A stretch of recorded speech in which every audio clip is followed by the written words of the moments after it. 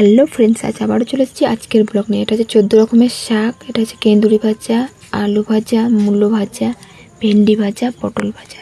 তো এত ভাজা আমি কেন করেছি আর 14 রকমের শাক কেন রান্না করেছি? এটা হচ্ছে আলু সেদ্ধ, এটা হচ্ছে কুমড়োর তরকারি করেছিলাম, আর এটা হচ্ছে টক, এটা হচ্ছে ডিম ভাজা। তো আজকে গরুর পরব, সেই জন্য গরুকে ভাত দিতে হয় অনেক রকমের ভাজা এবং ডাল দিয়ে। ডিম ভাজা আমি কিন্তু দিইনি, কারণ গরুকে আঁশ দিতে নেই। তো আমি ডাল, কুমড়ো তরকারি এবং 14 রকমের শাক সাজিয়ে নিয়েছিলাম।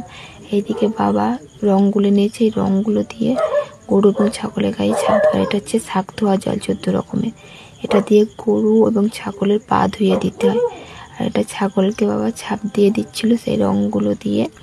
গরুকেও দিয়েছে, কিন্তু আমি সেই ভিডিওটা নিতে পারিনি। এবার আমি যে ভাতগুলো সাজিয়ে রেখেছিলাম সেই ভাতগুলো গরুকে খাইয়ে দিয়েছি।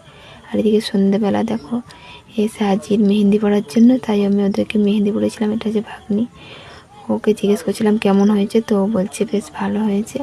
তার একটা ভাগ্নিকে আমি লাগিয়ে দিয়েছি মেহেন্দি। তো ডিজাইনটা কেমন হয়েছে বলো। আর যারা ইউটিউব থেকে আমার ভিডিও দেখছো তারা অবশ্যই চ্যানেলটিকে সাবস্ক্রাইব করে দিও, আর যারা ফেসবুক থেকে দেখছো তারা অবশ্যই ফলো করে দিও। আজকের মতো টাটা।